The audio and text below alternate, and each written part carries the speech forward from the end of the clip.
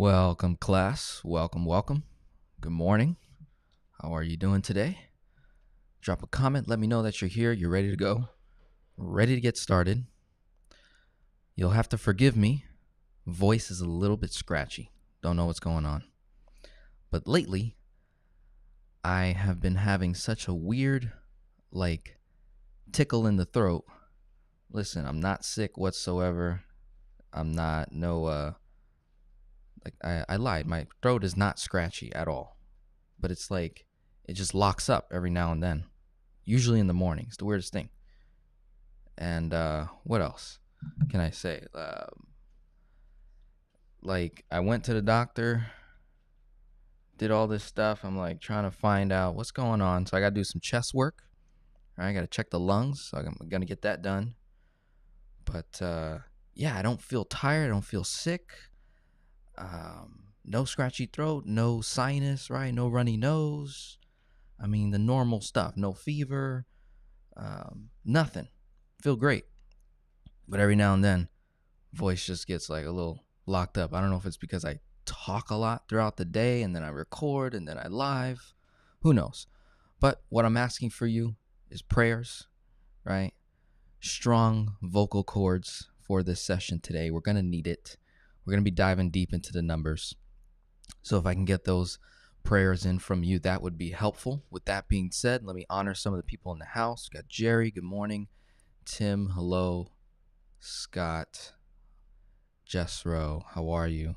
Very consistent, guys. I'm loving the consistency in those who are showing up to the live streams, those who are booking phone calls with me, those who are showing up to the private Zoom meetings that I host.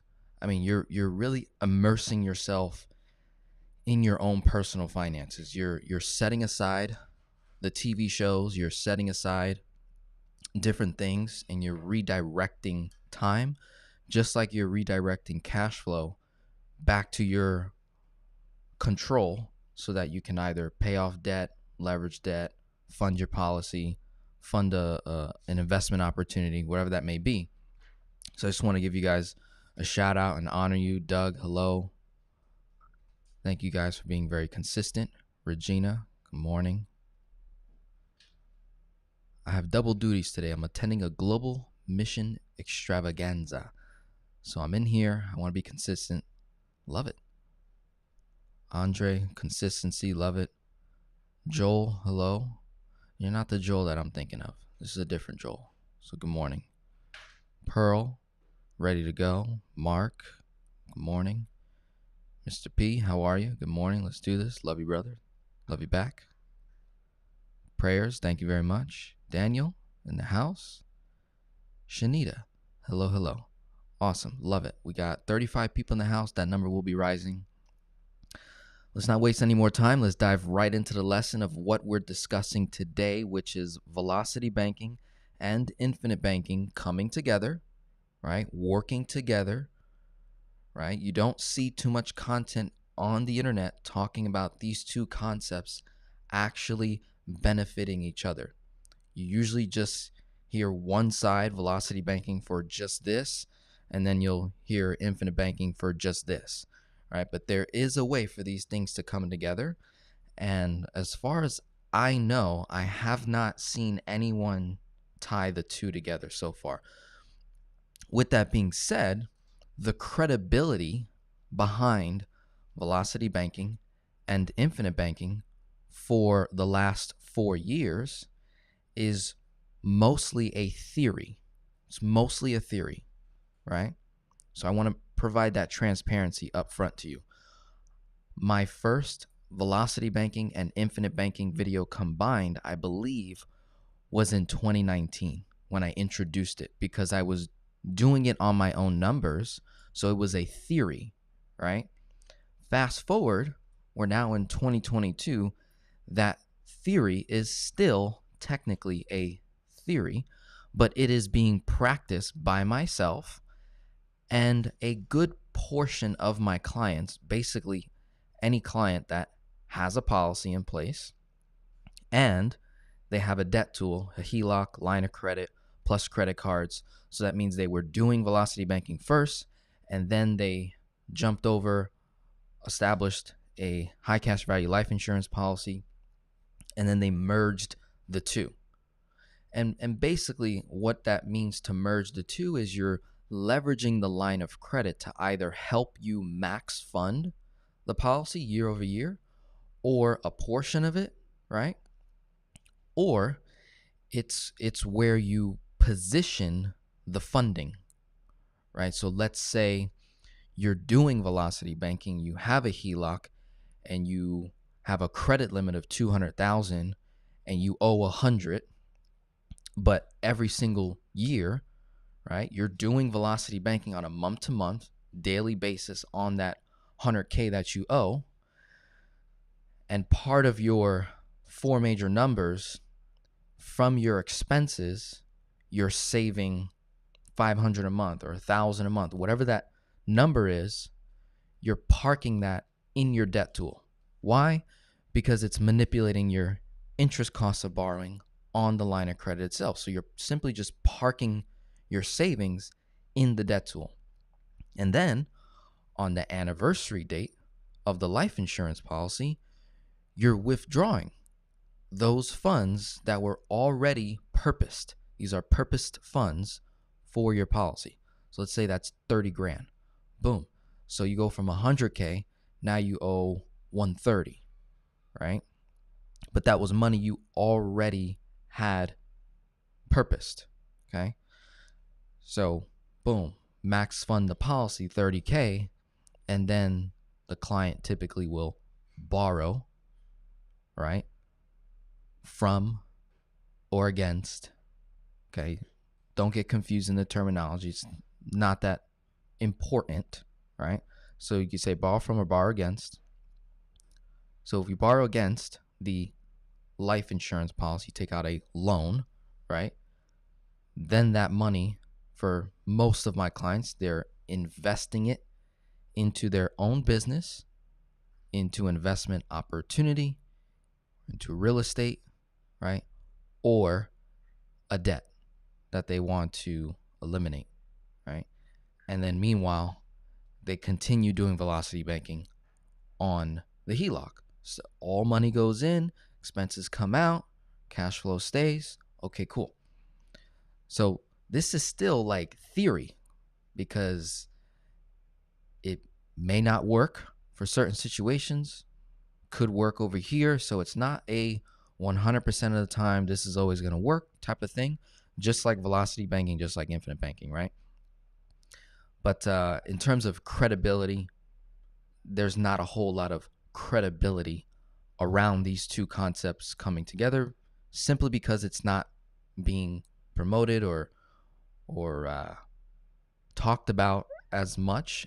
And to be honest, I don't know any other case studies. I don't know anyone else outside of my circle that recognizes it and is practicing it, right? So with that being said, we got 40 plus people in the house. Welcome. We're going to get started now. Directing our attention to the board. Four major numbers dealing with a client, husband and wife. $11,540 per month net is what we're bringing in. And that number can be as high as $12,590. Starting in the new year, their income is going to be more around this number because their income is increasing. They're going to get a raise.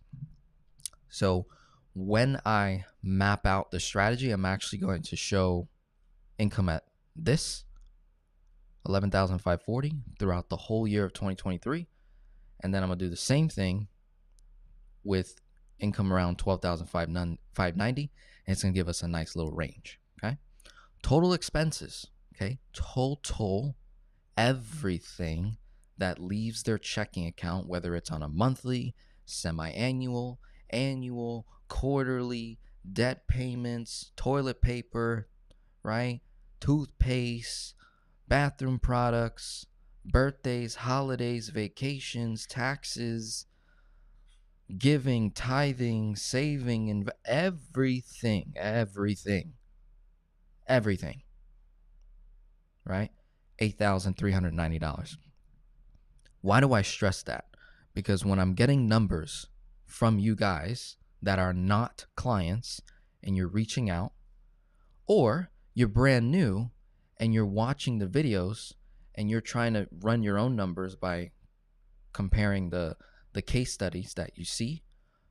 Be aware that if you're going to properly run a velocity banking strategy, you need to account for all of the numbers, everything. You can't say that you make 11,540 and you spend 8,390, where you cash flow $3,150, but from that $3,150 you give $1,000 to the church each and every month. So you can't say that you have $3,150. Why? Because 1,000 of that is going to the church, not you. So you need to put $9,390 in your expenses, cash flowing $2,150. Because if you make the mistake of determining your chunk amount based off of $3,150 instead of $2,150, you're going to find yourself in potentially a over leveraged position because you didn't account for your tithes and offerings. That is an expense to the kingdom, right? If you tithe or you give, that is an expense coming out of what you're bringing in. So don't trick yourself. Don't put yourself under an illusion, right? Of, oh, I have this much cash flow, and you really don't, because it will hurt you when you're leveraging debt, right? We are trying to offset our borrowing costs as much as humanly possible. So don't finesse, right, the numbers, right? Or else it's a fake. It's a fugazi, right? Don't do that. So with that being said, total expenses, everything coming out $8,390. Total debt $205,570. That consists of 2 mortgages. One is a rental, one is a primary. Interest rates are pretty low because these were acquired back in like 2019, 2020, when interest rates were around 3 and 4%. So they have very, very low rates, very competitive. They have cash flow between as low as $3,150 or as high as $4,200 if we bring in that amount of money. Okay. Got a second position, home equity line of credit. $150,000 is the credit limit. Back in 2019, okay, this is a client I've been working with many years, four years, right? 4.5% was their original starting interest rate on their debt tool. Over the years, it's gone up, especially in the last year, 2022. So now they're sitting at a 7.75% interest rate. This is a really good case study for those of you who have been doing velocity banking for quite some time, right? 2 years, 3 years, 4 years plus. And you maybe you're not even paying attention, okay? Maybe you didn't notice, but the bank is not telling you, right? I have my phone on the table the whole time, so you're watching double me. Sorry about that. So you've got the banks is not telling you when your line of credit rate goes up. So this is a refresher, right? This is a, hey, pay attention to this. If you're someone that's been doing velocity banking for a while and you had a PLOC or a HELOC, first lien, second lien, any type of variable rate line of credit, do me a favor, check your rate. Because you think you might be at a 4.5 or 5.5 and really you're at an 8 or 7.5%. It's not the end of the world. It's just we need to pay attention to what is our cost, right? So this is going to be a really, really good case study for those that have been doing velocity banking for a while. You have a policy in place that you've been funding. And all we're doing here is simply tweaking the strategy. We're making a few improvements and just looking at what are some opportunities on the table. One of the things that is great about velocity banking and infinite banking is very fluid, okay? So it's not something you just stay in one position and you just keep doing this one thing, and right? It's very fluid, very, very loose, okay? Very flexible. There's some pros and cons to that. The con is you have to be on top of your game. You have to consistently look at your numbers. But when it becomes a habit, when it becomes culture, that you look at your numbers weekly, bi-weekly, monthly, you're constantly reviewing your numbers. You create a P&L statement every single month for the amount of money you bring in and what's coming out. Once it becomes culture, it's no longer a hassle. It's just one of those things. Natural. Okay, let's review. What are our rates? What's going on? Where can I save more money? Where can I continue to offset more money? And that's what we're doing here. We're identifying where they're currently at, what the current strategy is, and what it can be, and what the potential result of that would be, right? So we've got that debt tool, 150K. As of right now, the balance is at 0. So we owe nothing on the HELOC, which is great. They just have the 2 mortgage debts. They're at a 7.75% interest rate. They hit me up, said, Denzel, I'm at a 7.75 interest rate, right? I'm wondering if it still makes sense to use this debt tool, or can we do something else, right? Can we do something else? The answer is yes, and we're going to identify what that is. So in addition to their debt tool from the bank, they've established their own line of credit, their own debt tool, which is the high cash value life insurance policy, whole life policy with Guardian. Started it in 2019. They backdated it, right? So the anniversary date's in December. When they established it in 2019, they backdated the policy so that they could max fund it for 2019 twice. So that can happen. Sometimes that makes sense. Sometimes people like to do that, where it's like, for example, if you have a birthday in January, right? Between January and less than 6 months out, right? Less than, do I go like that? I think. So less than 6 months out, I think, something like that. Under 6 months. So that would be what, June? So between January and June or sooner, based on your birth date, right? So I would say my birthday's on the 4th, right? January 4th. 6 months later, June 4th. So anytime before June 4th, I'm still my current age and a half, right? So I'll give you an example. When 2023 hits, January 4th, I'm turning 27, right? My girlfriend just like blew her eyes open. She's like, dang, boy, you old. So 27, boom, right? Then past June 4th, I'll be 27 and a half.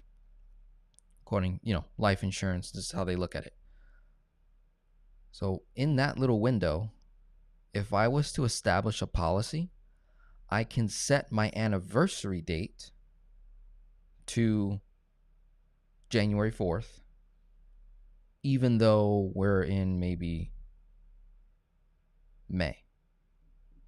Let's say I started the policy in May. I funded it, say $30K.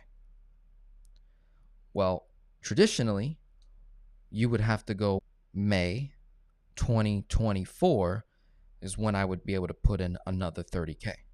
In this case, if we're in May of 2023, backdate it, anniversary date is set to my birthday, then by January 4th, 2024, boom, you're funding another $30K. So it's almost like you're funding, or it is, $30K and $30K in less than a year. So you get 2 in. And that obviously increases your cash flow position. This could make sense, certain situations, not always, right? Some people that want to retain their age, right, could make sense. So that's what happened here. So when I say that they started the policy in 2019, technically, by now, we're approaching year 5, I think. It's like 5, and then 2023 will be in year 6, right, on their policy. So it's 2019, 2020, 2021, 2022, but they had an extra, $30K that they're able to fund because they backdated it. So really, in a 4-year time frame, they funded it 5 times at $30,000 a year. So that's what they're funding. That's the max amount that they're funding into the policy, $30K a year. Base premium, $3,000, right? Cash value is somewhere around $152K. By 2023, anniversary date will be around $187,000 and some change.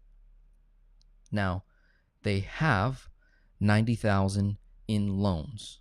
So they have been doing velocity banking to max fund the policy, velocity banking to pay off debt. They've already paid off all the debt that they've wanted to pay off. All they have left is the mortgages, which are at really low rates compared to where their HELOC is, right? The HELOC's now at 7.75. I think they have one mortgage at like 3%, and the other one's at like 4.2 or 4.5 or something like that. And they've already made quite a few payments, chunk payments to the mortgage, so there's not a whole lot of interest savings left. And they're more focused on these areas right here, okay, where they're building a business in IT, information tech, so that's their industry. They're building a business there. They want to create content. They want to become a consultant, speaker, right? They're also looking at real estate. So the strategy has shifted over the years. First, it was pay off debt, right? Recover cash flow, build credit, all this good stuff. Then it became max fund a policy with their line of credit because they didn't have $30K just sitting, but they did have it in the HELOC. And so they borrowed here, right? And to make sense, if you're like, does it make sense, Denzel, to be paying interest to max fund a policy, or should I just take my free cash flow each and every month and fund the policy up until I hit $30K in a year? Okay, you can absolutely do that, but there is a cost, right? So when you're funding a policy, you can fund it annually, semi, quarterly, or monthly, or whenever, like at any time. Certain companies allow you to just dump money in whenever you want.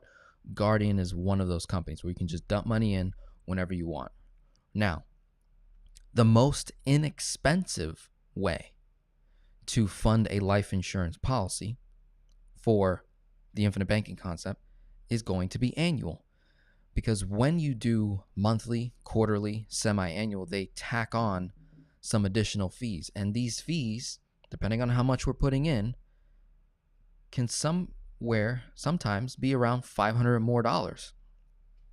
So the way I look at it is I'm like, oh, if I borrow 30 at 4.5 and then do velocity banking and reduce 4.5 to less than 2% in net costs for the whole year, let's say, let's do the math.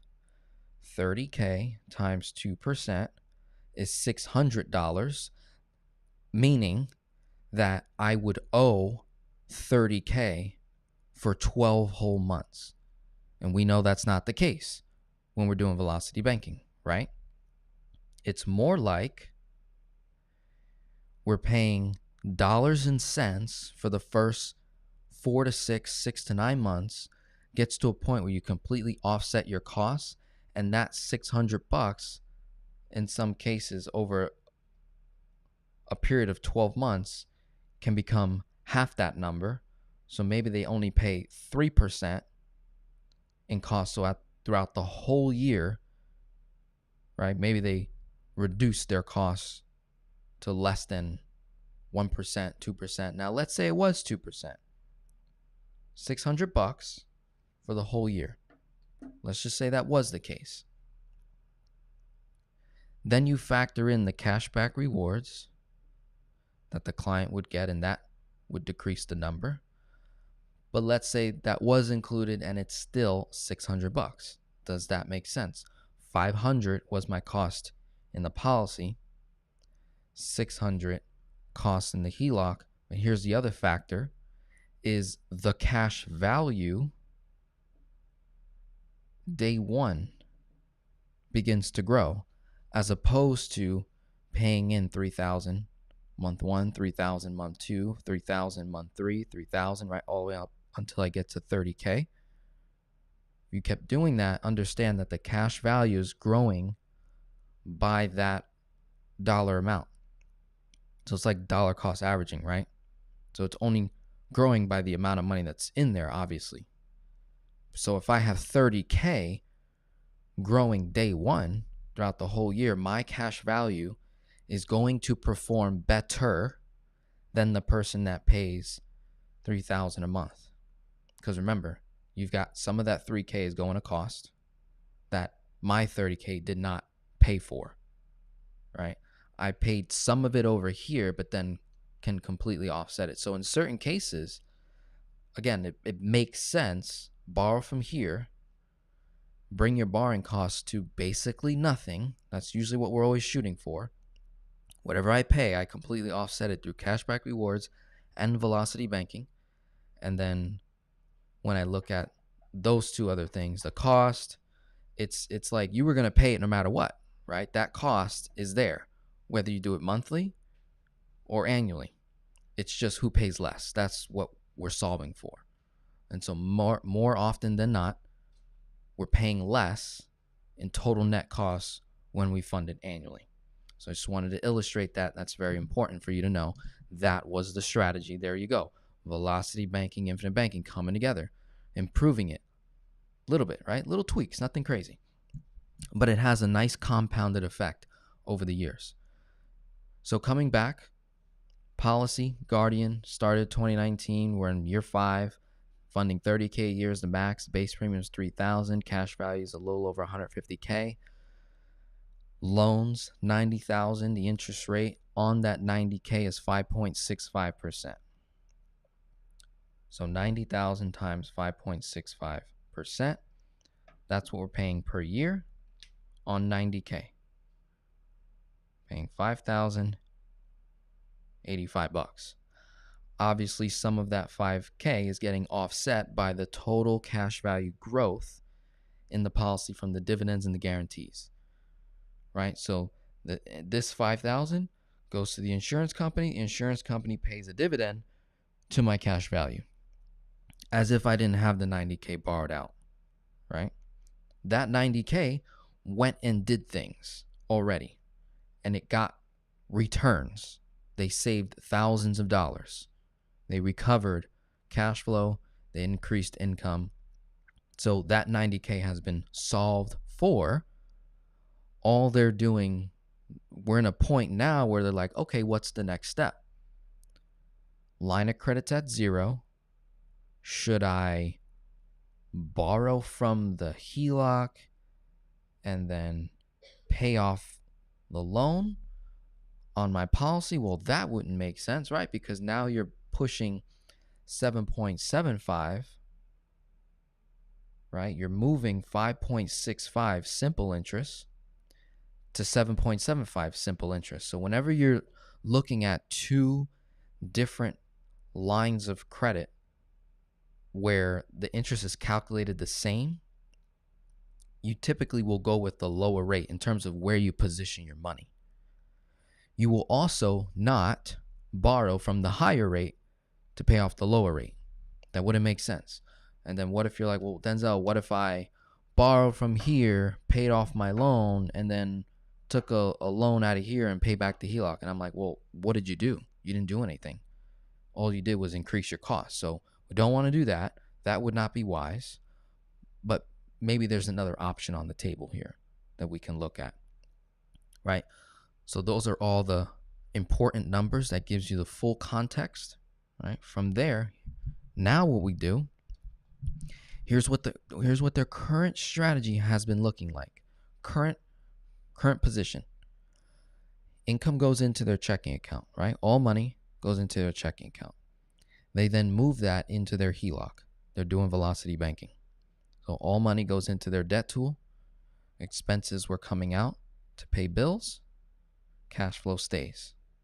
They then would borrow out $30K out of their HELOC to checking account max funds their IBC policy, right? Their high cash value whole life insurance policy. Cool. From there, they took out a loan of a certain amount to invest.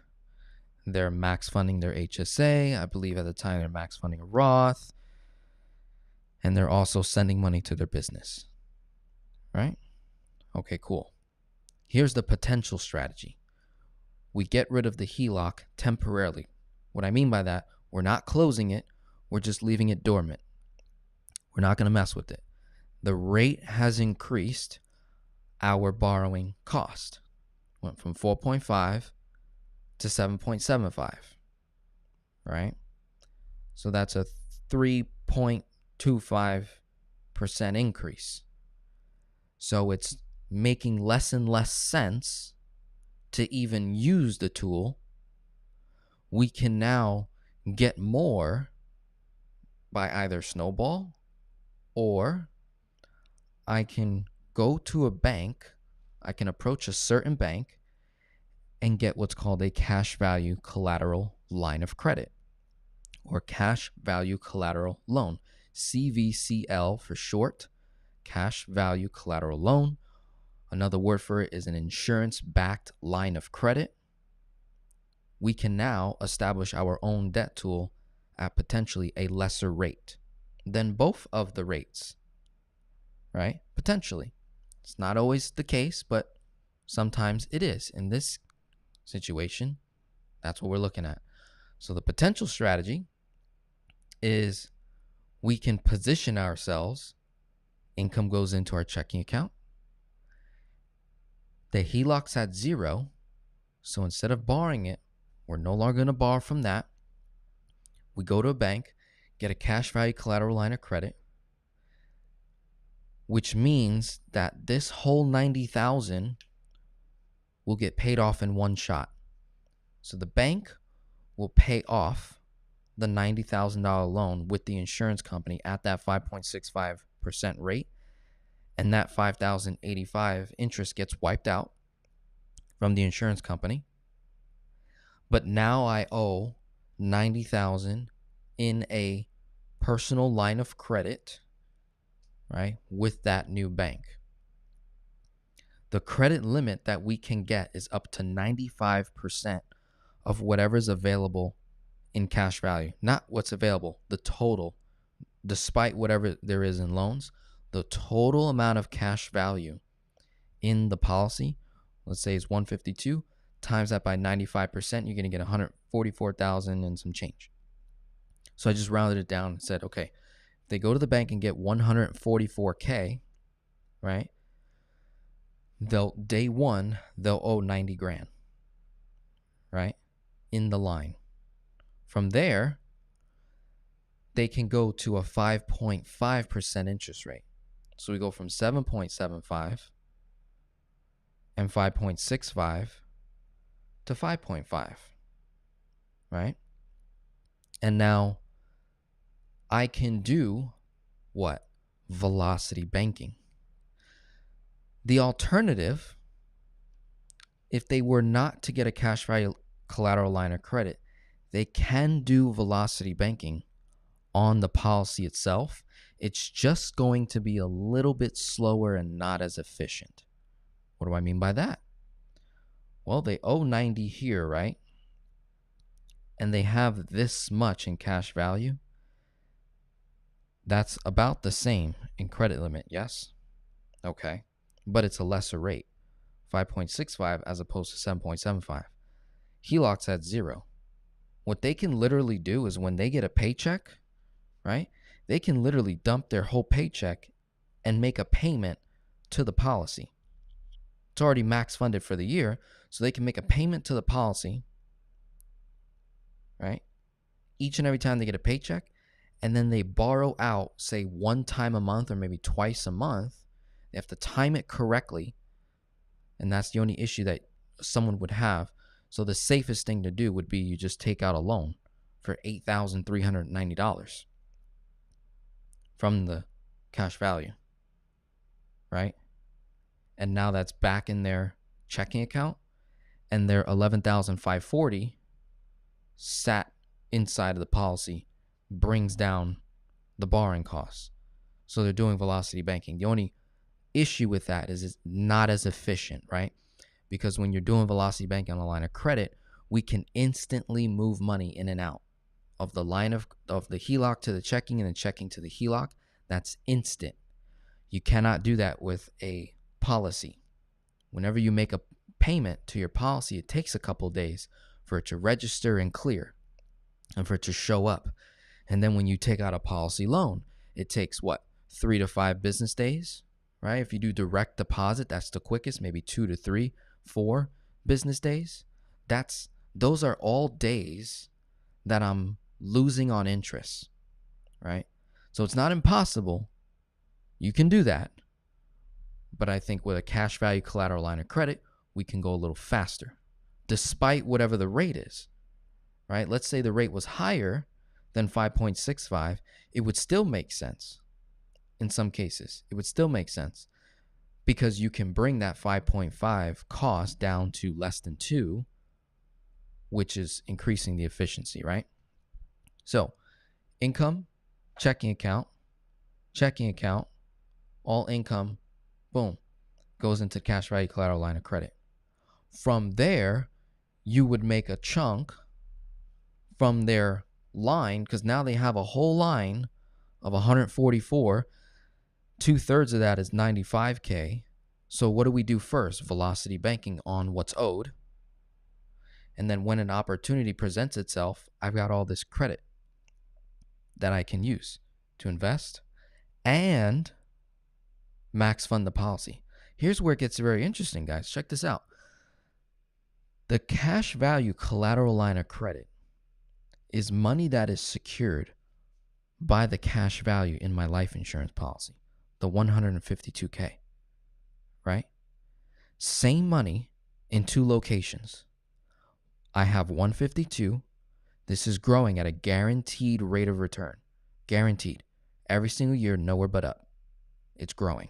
Compounded, tax-free, right? Let's not forget about that. That money's growing. Meanwhile, the bank gave me access to the same dollars, 144K. I owe 90 on it. We're in December of 2022. The next anniversary date is December 2023. Right? Anniversary date, December 2023. So 12 months from now, I do velocity banking. The same money, this is what's really cool. The same money, right? 152 here, 144 here, credit line. Same dollar can be used again to max fund the policy of 30K. Before I go I don't want to lose anybody here. Look what's happening. My income, boom, all my income goes into the credit line. That's one use, right? The same money in that credit line gets pulled out to pay bills. Second use. I have a credit card or credit cards, cashback rewards. Same expense number before it gets spent on the credit card. Third use, right? Cashback rewards, also manipulating and lowering my borrowing costs in the credit line. So we got money going in, 1 use, money coming out, 2 uses, money getting spent on the credit card for cashback rewards to offset your expenses, your expense cost of borrowing, 3 use, third use. The fourth use, the same money that I'm borrowing from is growing over here at a tax-free compounded rate of return for use. Okay, 4 uses, same dollar. 5th use, I chunk the same money to invest and then max fund the policy that originally the bank gave me a credit line for, that's growing at a tax-free compounded rate of return. So we're at what, 5, 6 uses, right? 5, 6 uses, same dollars. Watch this, okay? Let's go through the numbers here. Let's say we owe 90 grand day one, 5.5%. Okay, let's do some math. 90K times 5.5%, $4,950. So, max amount of interest I can pay in a year now, it was at $5,085. It now went down to $4,950. Okay? Divide by 365. That's $13.05 a day. I'm going to write that over here. So $13.05 on 90K. How long will I owe 90K? Never. Never. Why? Income is going to go directly into that line as soon as it's established. So here's how it looks. Let's say we're in the month of January is when we start this. We're in December 2022 now as I record this, working with the client. Come January, let's say they get this fully in place. We owe 90, income goes in, right? And again, they're making more money by then, but I'm using a lower amount to be conservative. 11,540 goes in, right? 90K minus 11,540. Balance, the lowest balance would be 78,460 times 5.5% divided by 365. Now I'm at 11,800. So I never owe that 13,500. I don't even have to look at that. Right? So 90K minus 11,540. Then what? Expenses come out. 8,390. Balance ends 86,850 at the end of January. Times that by 5.5%. Divide by 365. So we're at $11 and $13.08. Add those two numbers up. 1308 plus 11 and 80 cents. Divide by 2. Average daily borrowing costs. The first month is your most expensive month. $12.44 a day is what they would be paying. Times 30 days. So we're at $373 in the first month. $373.30. Right? Over here, that number would have been higher, right? On the HELOC. 90,000 owed, 7.75. That number is going to be higher. Over here, it's higher, right? 5.65. Number's higher, right? 373.30 times 12 months. Look where the number went. It went from what? 4,950. Now we're at $4,479.65. But wait, are we going to owe $86,850 for the next 11 months? No. So what's going to end up happening is that $4,950 went down to $4,479.65. Over a 12-month period, we could probably get that number less than 2K. Somewhere around 2,000 or less. Especially if they bring in more money, that number is probably going to be around 1,500 or less. In cost, what is that? Less than 2.5%? What are we at? Like 1.9? And then you factor in cashback rewards. This person spending $8,390 of that amount, they're running like $3,000+ through credit cards each and every month. 2%, 1%, 3%, 4%, 5% cashback rewards plus the statement credit. Guys, we're looking at wiping out the whole borrowing costs to nothing just through the cashback rewards and the velocity banking itself. not even including what got earned in the policy when they go to borrow and max fund it, right? So here's what would happen, right? Now that you know how to run the cost, I'm just going to go real quick and show you the timeline. So we're in January, 86,850. We're going off income at 11,540 and cash flow at 3,150 throughout the whole year. So February, boom, goes down. Income goes in, expenses out. March, April, May, June, July, all the way to December, we're at as high as 52,200. If they actually brought in 12,590 each and every month for 2023, the balance will be somewhere around 39,600 owed. So anywhere between 39,600 and 52,200 is what we'll owe 2023 on the cash value collateral line of credit. Then they make the chunk because it's their anniversary date for 30 grand. So they're borrowing at nothing to now max fund a policy that they're getting a guaranteed 4% return on. The internal rate of return at this point in year 6, their internal rate of return is probably between 2 and 3%, but I'll be conservative and say 2. So let's say their IRR, internal rate of return, is at a positive 2%, right? So on 152,000 plus 30, is that 182? That's what it would go up to when they first fund it in, right? And then minus the base premium and cost, maybe it's a little bit less. Say it's 179 times 2%, 3,580. Because whenever you get to there's a point in the policy where you hit break even, where you put 30K in and that's how much shows up in cash value. That may be the case in policy year 6 for this account. If that was the case, then they are at 182, and let's times a 2% internal rate of return. So that's 3,640. So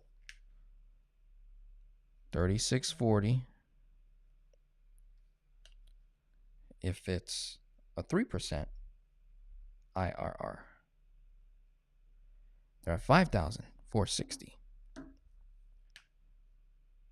5,460. Okay. Pretty cool stuff. Now, this is what the illustration said that they'll be at year 6, policy year 6.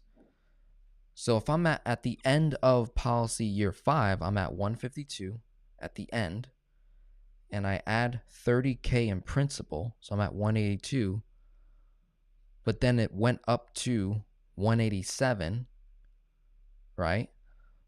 So what does that mean? It grew by 5 grand. So it's between 2 and 3%, because 3% is 5,460, 2% is 3,640. So if it grows to 187, they got somewhere in between a 2 and 3% internal rate of return. Yes? Did I do the math right on that? Maybe I'm wrong. If I'm not wrong, regardless, if I'm off a little bit, there's an increase from borrowing at nothing. I borrow at nothing, and I'm borrowing the same money that the bank gave me collateral on that I've already been dumping money into. This is where my mind kind of like explodes a little bit. I don't know if it explodes for you a little. You're like, whoa, wait a minute. You're saying the same money from the cash value is now my line of credit, and I'm doing velocity banking on that, and over a 12-month period, I brought the amount owed from 90 all the way down to somewhere around 39 and 52. and then I borrow those same dollars, $30K, to max fund the policy to bring it all the way up to $187,000 in cash value. And here's where it gets cooler. Once a year, every year, I call the bank and I can get a credit line increase, right? So we increased the credit line to $177,000. So how much capital did I give myself? How much new capital? 177 minus 144. So I gave myself a $33,000 credit line increase without credit check, without them pulling my credit. Like, it's just boom, instantaneous. Here you go.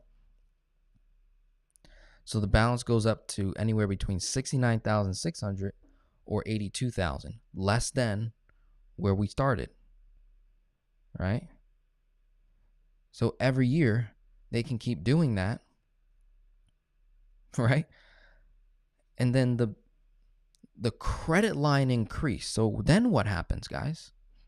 What happens when our credit line increases? Our leverage capability goes up. 177 times 2/3, if we stick to the rules, is now 116,000. It was 95K. It was at 95K. If I owe as high as 82, minus 82, we've got 34K of leverage. And we can go do something with it. Now, here's where it gets interesting. That they may not, in this situation, they may not even have to really borrow to do anything, because part of their expenses, their $8,390, is already accounting for money that they invest outside of the policy, right? This is just the cushion money that sits. And then when it's ready to be deployed, then we deploy it. But their main focus is the startup funding for their business, which is already included in the $8,390. Their max funding in HSA, already included in the $8,390. So my credit line won't increase when I fund the business and fund the HSA. If they come across a real estate opportunity where the down payment is $30K or $50K, well then, boom, then the credit line would increase. And then I would just tell them to be mindful of their leverage capacity according to their numbers. So if they're at 69,600, well, obviously that gives them way more space. You go from 90 to 69, 12 months, including that 30K chunk that comes right back to you. So it's like, look, you pull 30, goes into policy, then you call the bank and say, give me a credit line increase, and you get the 30 back at your disposal, and you keep it going, keep it going, keep it going, keep it going every single year. That is a wrap for this. That's velocity banking, infinite banking coming together, small tweak. All we did here, guys, was solve for paying less interest in our borrowing costs and just being a little bit more fluid with the velocity banking, infinite banking put together. They were doing velocity banking and infinite banking with a home equity line of credit in the second position. And then if they move along, then it's just going to be velocity banking with a cash value collateral line of credit to max fund their policy and invest. That's it. They're not paying off debt because the debt's low. They're making way higher returns by investing, building their business, increasing the top line, their income, which is going to decrease their borrowing costs even further, right? We now have 55 people in the house. This is wonderful. If you're watching live and you enjoyed that, go ahead and hit the like button for me. That is a sign of gratitude and appreciation that you're like, got it. The light bulb just went off, right? So I'd appreciate a like. If you can, guys, increase the likes equal to the amount of people that are live here, that would be greatly appreciated, all right? Go ahead and share this video with someone that you know that could benefit from using this kind of a strategy. If you think that you're in a position where you've been doing velocity banking, or you've been doing infinite banking and never did velocity banking, or you've been doing both and you want to improve, okay? That's what financial coaching is for, okay? And we can work together one-to-one. You send me the numbers, all of the numbers, makes my life easy. We get to work together. We have some fun. We put this all in place. So what I'm going to do now is I'm going to scroll back up to the top. We are now in the Q&A portion. We're now in the Q&A portion of this live stream, which means if you got any questions whatsoever pertaining to the case, not pertaining to it, your own situation, something going on, something you want to say, mention, now's the time. Definitely comment. And I'm just going to go in order, right? Little by little, just one by one in order. So let me find where I left off. Joel says new. Prayers, thank you. Funding, good morning. Good morning. I'm new. Love listening to you. Love it. Mark, good morning. Okay, Tim, make sure to give the video a thumbs up. Thank you. Appreciate it. Alex, how you doing? Yup. Okay. So Pearl is someone that held an event in South Carolina. Some of you here right now, we actually had the privilege of meeting in person. So Pearl is going to do another event in Virginia. So if you're a client, you live in Virginia or a neighboring state, and you want to have the opportunity to meet me in person, Pearl is going to be putting an event together next year. And I've already committed to going to that event next year, right? Yes, I'm looking forward to that. Okay, Evergreen. Fortunately, my credit union does let us know once the interest rates go up. Okay, that's cool. Most banks do not. They just, one day you wake up, boom, there's a higher rate. So it's important to be aware of that. And they say normally at the beginning of the month after a Fed increase. Cool. That's good. Very fortunate. Less than, oh yeah, I did it the wrong way, right? That was earlier.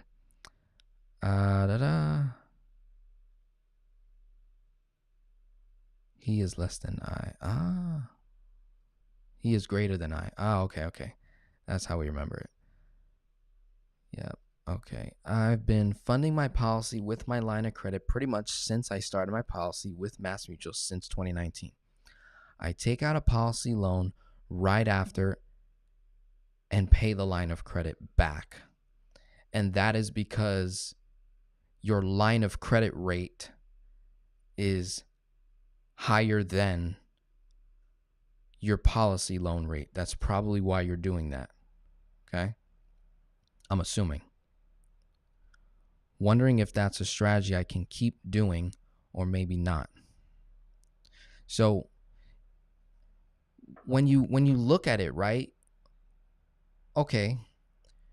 You borrowed from your debt tool to max fund a policy early on now because you didn't have the capital to do so. That's the only reason why someone is borrowing to max fund a policy is because you don't have the capital sitting around to do that. And you want to figure out how to fund it the cheapest way possible. And when you compare it to funding a policy on a monthly basis with cash flow, it's either the same or it's actually less cost to borrow to max fund because you're going to create that offset effect because you're no longer paying the fees inside of the policy. So I make that point with a lot of clients, and we can actually map that out. We can see what it would look like if you funded a policy monthly, what the cost would be versus annually. I take that number and I compare it to what it would cost to make a chunk and pay that chunk off. What would be my net cost of borrowing? If it's less than the cost of monthly funding, then I'm borrowing despite whatever the rate is, right? So you got that part right, Sebastian. You're funding a policy through your line of credit, and you're probably netting a positive cost of borrowing, no doubt. But when you borrow from the policy, to then pay back the line of credit, what did you do? Right? What did you accomplish? Other than you might be paying a couple of dollars less, but you already offset your costs. You already have offset it. So maybe it would be more effective to borrow from the policy, and you can totally park the money in the HELOC, right? Why not? But then deploy the money into either an investment, or if you're still in debt, then we're chunking at debt, or you're building your own business. You're building another stream of income. So I would take it just one step further. That's the only thing I would say to you, is just take it one step further. Now that I have my HELOC, I can pretty much take out from that max on the policy at 50K.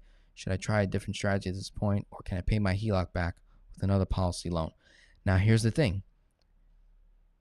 You said that now I have my HELOC, I can pretty much take out from that max fund the policy at 50K. So we have to find out if you could put what is the credit limit of your HELOC. If you're taking 50K to max fund a policy from your HELOC, that's pretty good leverage there. Now I need to know what the numbers are, and this will reveal something if this guy right here is over leveraging himself or not, right? It'll reveal it based on the numbers, and if so, then it makes sense as to why you're doing that, because you're seeing so much debt on the tool, and you're like, what should I do here? But then here's the thing. You take out a policy loan to pay back the HELOC, you now have how much in policy loans have you built up since 2019? Is it 100K or more? Okay, so then if you wanted to consolidate that strategy, maybe doing something like this could benefit you, right? And that would just require either you do it yourself, or we do some coaching together and we put some things in order. I pay my policy loan back with my income. I pay my policy loan back with my income. So Sebastian is borrowing from the HELOC. He max funds the policy. He then takes a policy loan and pays off the HELOC in full. And then he takes his income, instead of dumping it in the HELOC, he takes his income and he dumps it in the policy to pay it back. And then how are you paying bills? Are you simply just making extra payments, or are you doing what I said earlier, which was the lesser efficient strategy of dumping all income into the policy, and then you do a one loan each and every month, or maybe twice a month, to run your bills? So that would be interesting to see what you're doing there.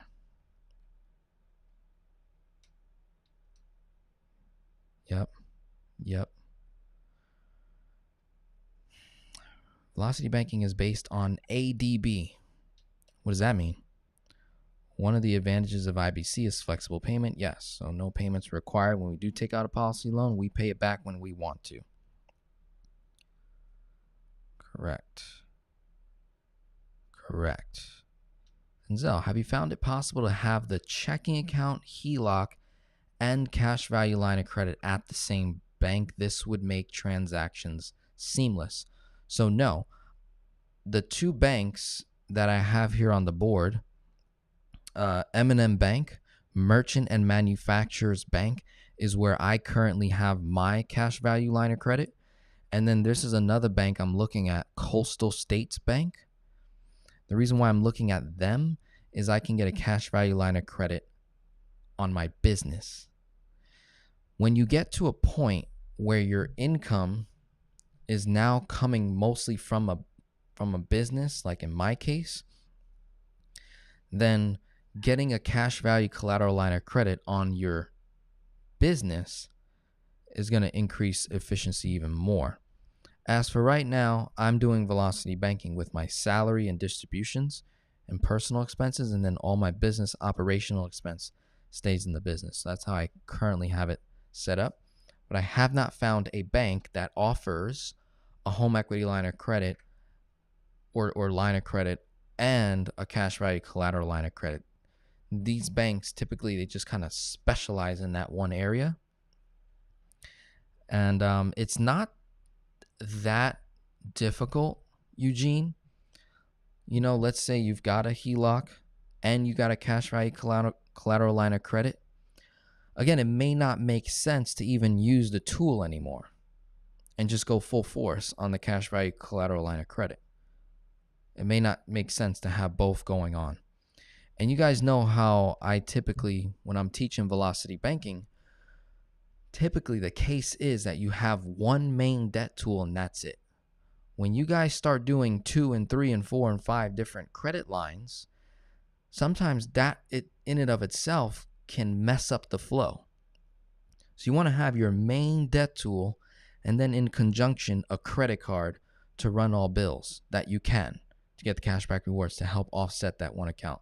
But when you start splitting the income up, it looks weird. It looks weird. I don't know how efficient it is. And I think most of the time I'll beat you with just one line. That's usually how I see it there.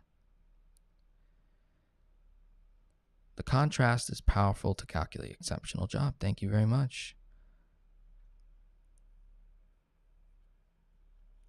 Cash value collateral line have restrictions. For example, some banks require that the loan be paid in full before releasing the cash value line of credit.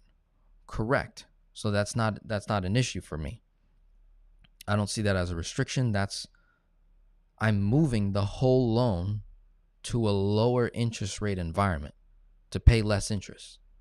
So I'm coming out on top. So I have no problem doing that. Right? Not an issue for me. Also, most banks do not automatically increase your line of credit as you pay into your policy. Also not a problem for me.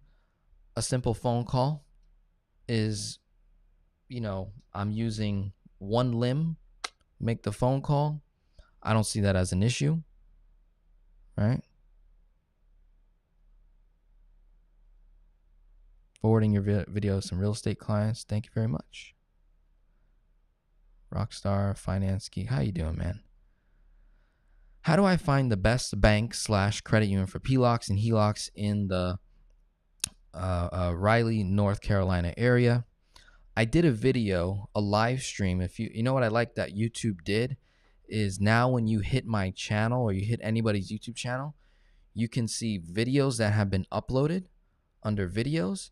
And then there's a live button, right? A column right on my channel. You hit live and it'll show you all the live streams that I've done in order, which I love. And so I did a video on how to qualify the line of credit. And I used South Carolina as my example, but it's a blueprint. You can apply it to any state. So I would recommend watching that video, right? And you then click on playlists. I have a playlist that says all about the line of credit. And it's about a 15, 16 video playlist that goes through the who, what, when, where, why, how on getting a line of credit. All the questions that need to be asked, all the pregame work, how to search, how to do market research, how to build a relationship, right? How to qualify, how to evaluate, all of it, all of the questions for the free. Building says, how do you factor in the upfront interest you have to pay on Guardian policy loans? Do you add that to your expenses? Is fixed rate policy loans better than adjustable? I'm trying to decide between Guardian and Mass Mutual, and heard Mass Mutual can charge up to 10%. So you're confusing interest rate with cost of insurance. In regards to the Mass Mutual at the 10%, that 10% is talking about PUA charges and fees. So when I dump 30 grand or however much into a life insurance policy, whether it's with Mass, whether it's with Guardian, any insurance company, all of them have PUA charges and internal fees, right? All of them. That is not the same as your loan interest rate when you borrow against the policy, right? Two different costs. So I want to provide some clarity there. Now, first question, how do you factor in the upfront interest you have to pay on a Guardian policy loan? So when you take out a loan from Guardian specifically, they charge you the interest upfront for the whole year, but you don't actually pay that building, right? You're not actually paying that upfront. It just shows on your account, this is how much interest you owe. If you were to pay the interest upfront on the policy, you actually get a bit of a refund, right? Where they reduce the interest rate a little bit, equal to what your dividend or rate of return is on the policy. And then in terms of, do I factor it into the expenses? Technically, yes, but no. So in here, in this example here, the person brings in $11,540. They spend $8,390, right? Whether we're borrowing from a HELOC, a cash value collateral line of credit, or policy loan, the loan interest, whatever interest we pay on our debt tool, is not being factored into the expenses. That's the only number that doesn't get factored into the expenses, because it is money that we're paying no matter what. So if we were to not do velocity banking, that interest is showing up in your monthly expense payment over here on your debt. So that's why we don't account for it, because technically it already got accounted for in the expenses. So if you have a $500 monthly payment on a credit card, right, at 20%, and then you have a $400 monthly payment on a loan at 12%, the 500 and the 400 is already factored into your expenses, your cost of living. In that 500 and 400, there's interest, right? And there's principal. When you start doing velocity banking, when you start doing infinite banking, in your example, you max fund a policy, right? You take out a loan, you're going to have interest. But when you take out that loan and you pay off the 500 and the 400, what did you do? You rerouted 20% and 12% to 5.65. 5.65 became less than 2 in net borrowing costs. So whatever I paid in interest over here is what I was paying over here anyways. I'm now just paying less, or in some cases, completely offsetting the cost, right? Hopefully I provided some clarity there. Let me know in the comments.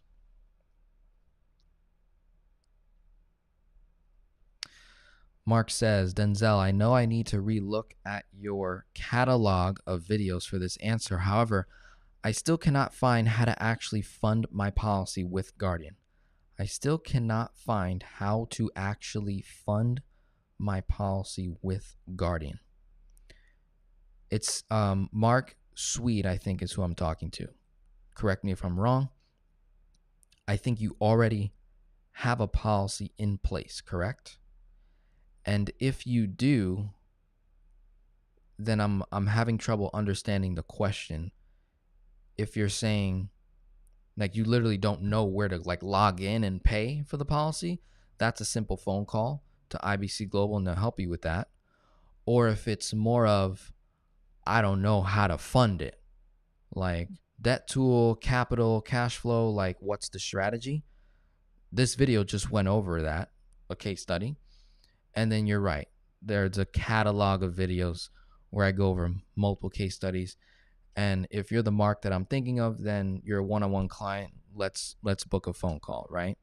And let's use me, leverage me. If you're someone in the house and you're already a client, you're already a coaching client, one-on-one, long-term, you're in the courses, use me, leverage me.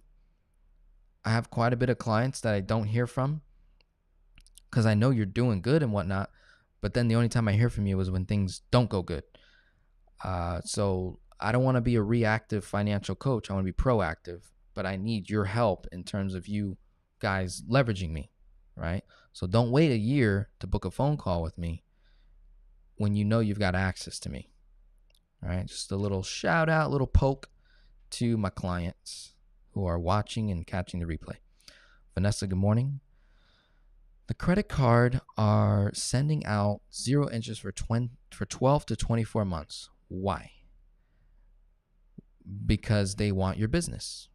Pretty simple. And I love that. Wells Fargo does 0% for like 21 months or something like that. 22 months. Right? I love it. I love it. I just got a Wells Fargo card, 0%, 21 months. I'm going to dump a bunch of bills on it, right? Pay nothing in interest, pay a low monthly payment, have an increased temporary cash flow increase, and then apply that cash flow increase to building the business further. I have 20 months to pay back that credit line. Love that stuff. Are you familiar with Matt Monero? You need more money. No. Vanessa, large line. Okay, why? Correction. Credit card companies. Yes. Yep. I'm trying to convince my wife, April, to continue funding her policy that I started with Guardian. She isn't really a follower of the infinite banking concept. I started it, and she just needs to fund it.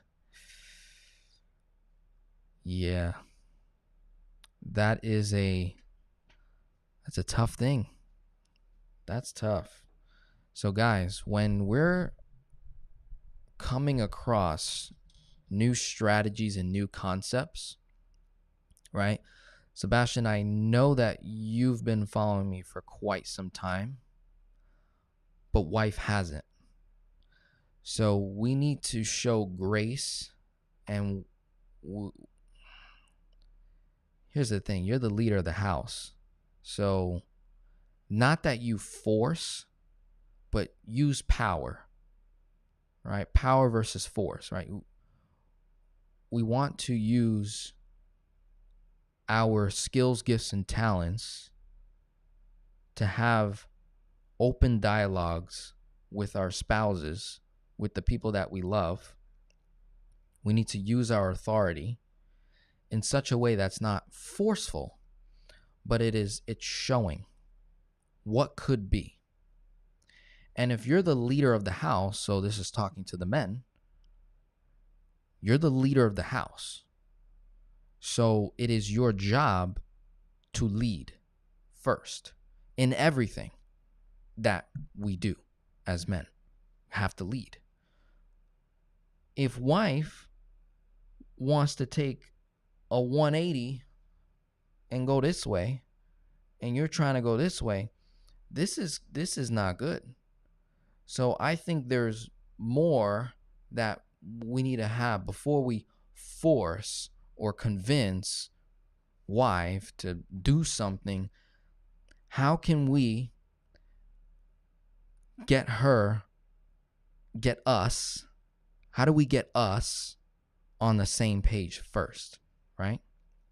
If she's over here and you're over here when it comes to financial strategies, how can you take 3 steps forward and she takes 1? And then you take another 2 steps forward and she takes 1. And then you take another 1 step forward and she takes 1. How do we do that? How do we have those conversations? Because we got to get on the same page. I can't compete with who you sleep with at night next to you. There's no competition, guys. So when I was first starting my business here, right? Velocity Banking, Infinite Banking, Kingdom Authority.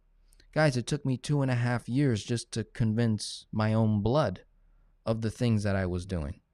Where I can talk to any one of you guys, do 2, 4, 5 videos, post them, and you guys reach out, and now you're paying me money, And so the conversation happens much faster. But remember, it took me 2.5 years to convince my own blood to do the things that I was doing here, right? Then I'm in a 6-year relationship now with my girlfriend. In the beginning of that relationship, we probably had many dates that we went on where I was talking about velocity banking and infinite banking with her, just talking about it, having conversations. She was open to listening, but I wasn't forcing her to do it. I wasn't convincing her to do it.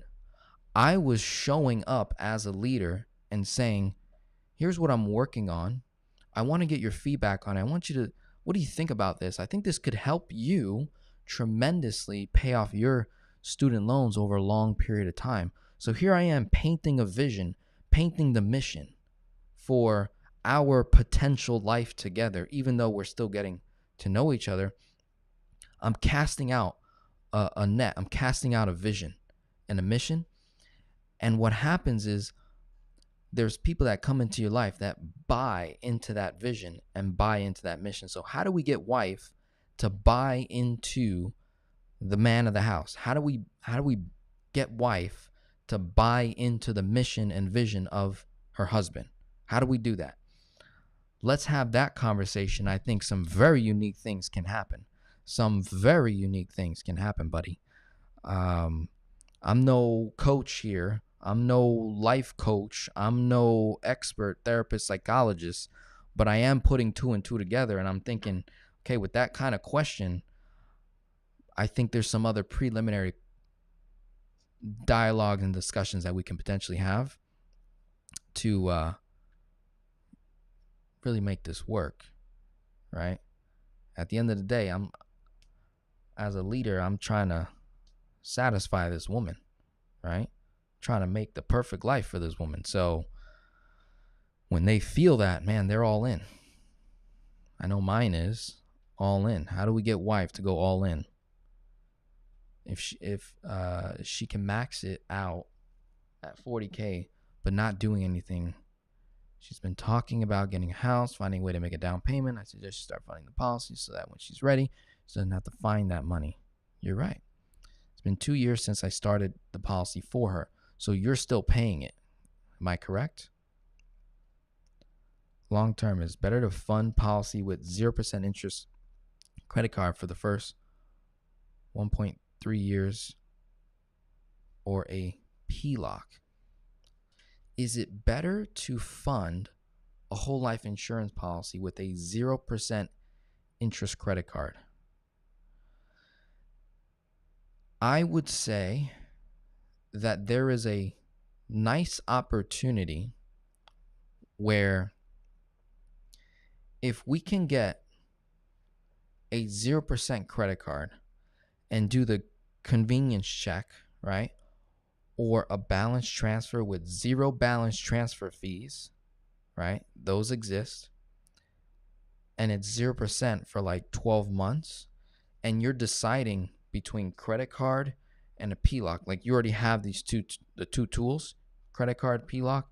Your PLOC's only, you got a credit limit of $20K in the PLOC, and you have a $10,000, $15,000 credit card, and you take 10 grand out of the credit card at 0 cost for the next 12 months. Absolutely. It's obviously a lesser cost than the PLOC. Absolutely. We could do that. Some people might take 2 and 3 different credit cards and they strip all of the credit into cash, cost them nothing. If it does cost some money, then we have to figure out how do we offset it. And it goes back to the thing I was making earlier about funding a policy annually or monthly. So if you pulled 3 credit cards, right, you got up to $30K, it cost you $1,000. Well then, does that make sense? Can I pay less with a PLOC? So it's just a matter of running the numbers. It's not what's, does it make sense to do this? It makes, like, let's run the numbers first and let the math tell us. no, use the line of credit, or can we do both? Right?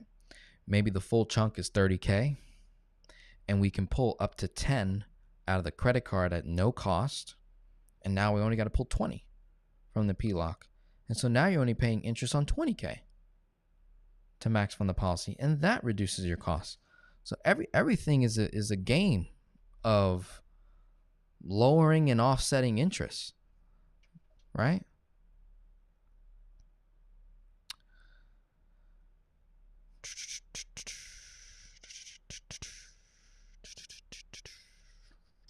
No comment. Just is what it is, you know? Funding Guru, how you doing? I'm not max funding it, but just paying the premium. Okay. Been suggesting she max fund it herself so that she can learn. I even suggest you take out the funds from her line of credit, just pay it back. So is she doing velocity banking? Right? Did you get her on that end? I think y'all should like come together, do a date night, and watch velocity banking, infinite banking videos. She needs to have the same experience that you're having, right? In order to be on the same page. I've got so many clients where I'm just working with wife or I'm just working with husband, and we're not including wife's numbers, we're not including husband's numbers. And I tell them all the time, I'm like, you just got to be able to have that conversation. I ask them, how many videos you watched of me? They say, all of them, Denzel, or 50. I'm like, how many videos did your wife watch? None. I'm like, that makes sense. You had a different experience. She needs to be able to have that experience that you're having. So whether it's me or someone else, like, I don't think you're in a bad position right now. I think it's just you're paying for a death benefit. You're paying for the premium, which is cool. We're not losing out on the mech space. That mech is rolling over year. And it's just a matter of time before she's all in. That's the way I look at it. So I would keep at it. Sounds like you're doing the right stuff. Sounds like you're saying, look, here's what I'm working on. Here's what I'm working on. Just keep poking. Keep poking. I poked for 2+ years in my own family. I kept poking. Poke, right? Poke, hey, do you want to be free? Hey, you want to live the ultimate lifestyle? Hey, you want to live your full potential? Hey. Keep poking. I think it'll work. Okay, and then from her line of credit, I've helped her acquire a line of credit, but she doesn't know how to use it. Okay. So you're doing a lot of the legwork. She needs to have a good experience with you, right? Doesn't really need to have a savings. Just use her PLOC as her savings. I get it. Oh, yeah. Okay, that what you said earlier. Okay. Look at the whole picture of how your wife plan works and have her do the math of velocity infinite banking herself. She'll play with it and see for herself how the debt gets paid off earlier. Yes. Yep.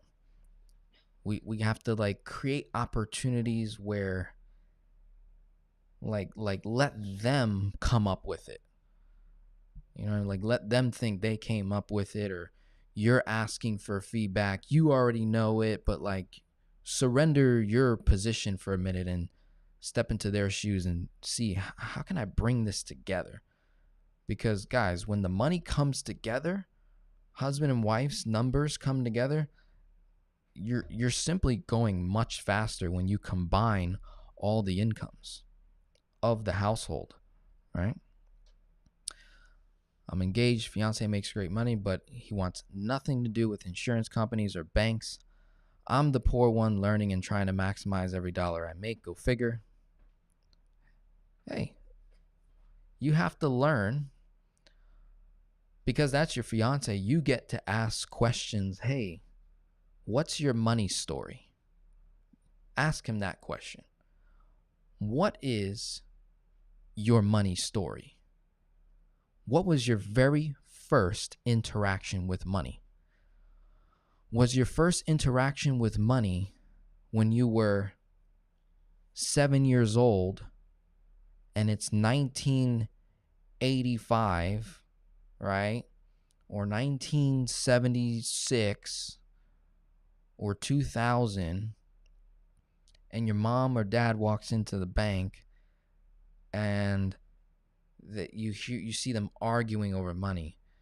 And then the next interaction was an argument at the dinner table with money. And then the next interaction was on your birthday when you had to, they were arguing over which cake to get, because this one costs $15 more than this one.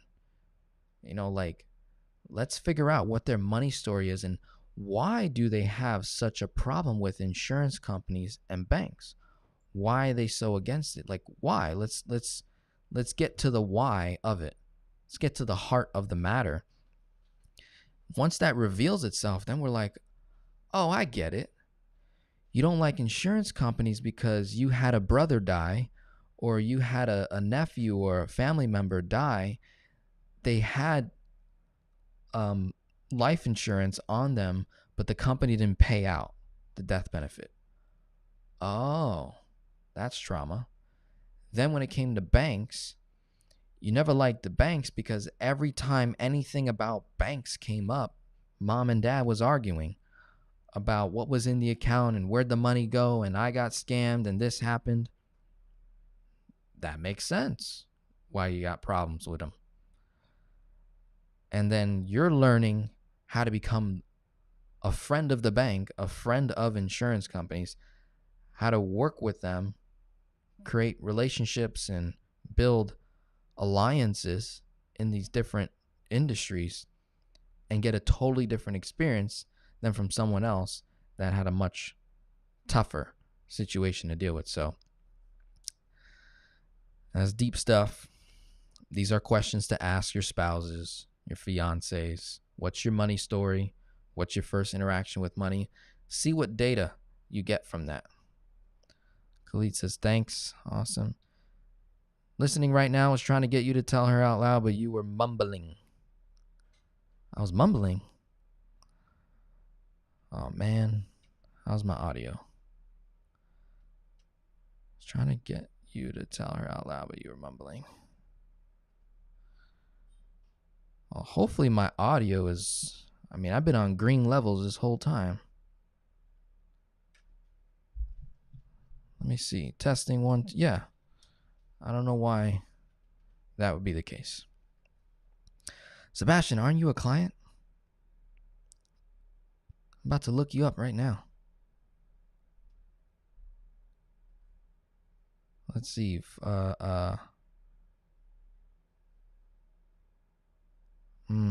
Yep. Fights and ruptures in family over inheritance. Yes. Mom died 5 years, hasn't lifted a finger to claim her estate. Yep.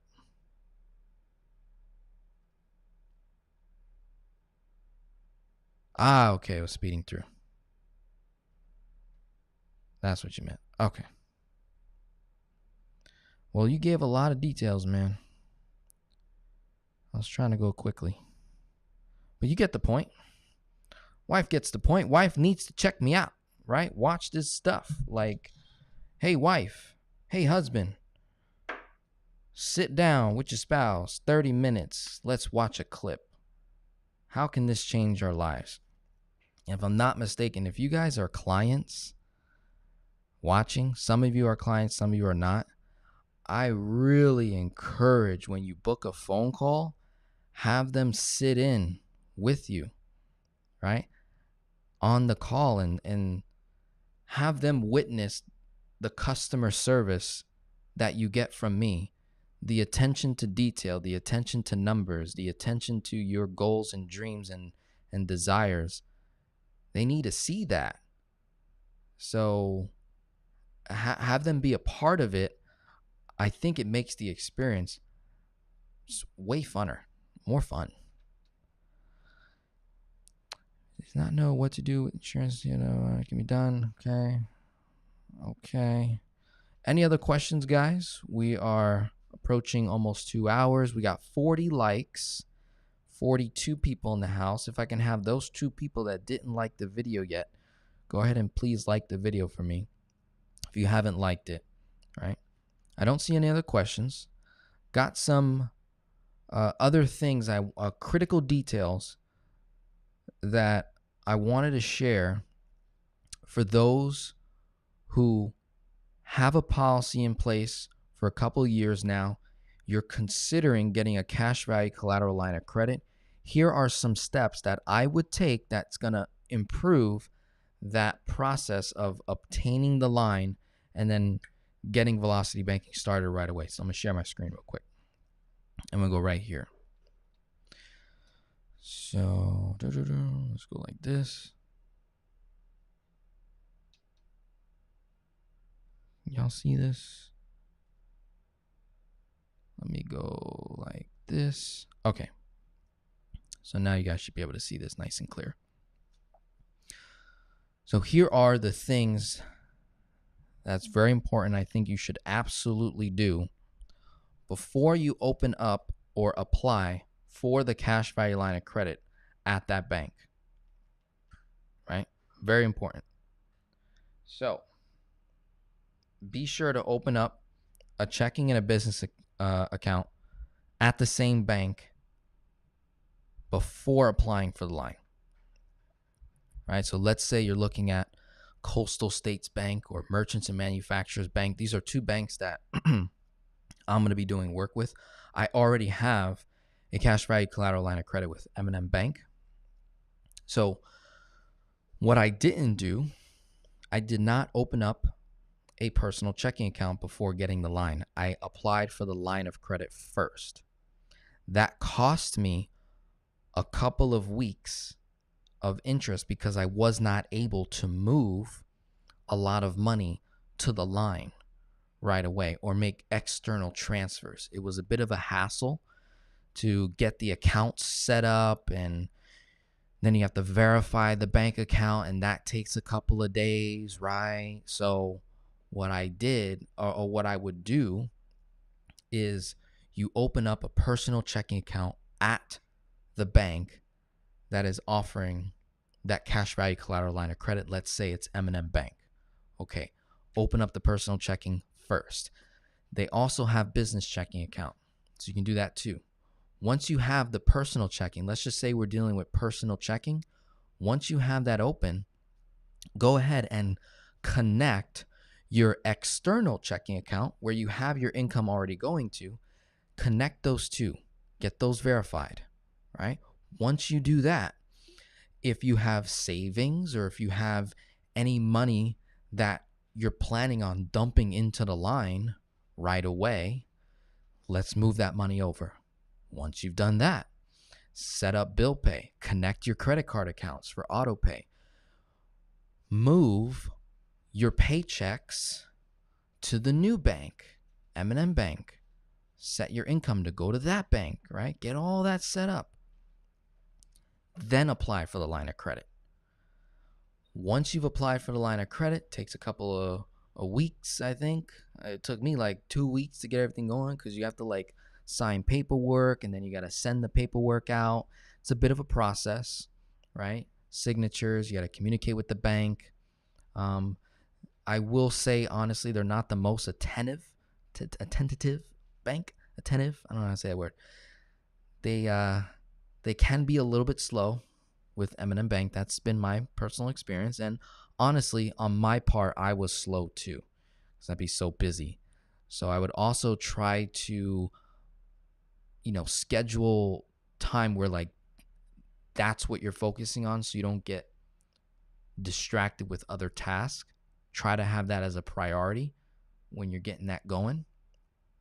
Once you have your checking account set up, income going in, expenses coming out, boom. Once you have the line of credit in place, the wonderful thing is you can immediately transfer all the money into the line.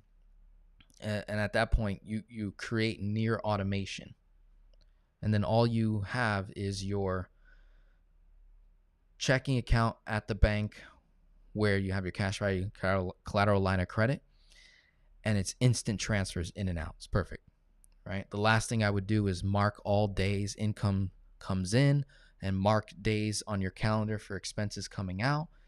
Set up notifications and reminders to pull money out of the line into the checking account so that you obviously pay your bills on time. There's no overdraft. Go from there. So those are some just critical details I wanted to share, I believe, are very valuable for you to succeed. All right? I think I saw some more questions come in. Let's see. Is there a payment plan for becoming a client? Yes. I think you're already a client, Marion. But email me directly, depending on where you're at. I think you might have just bought all my courses recently, if I'm not mistaken.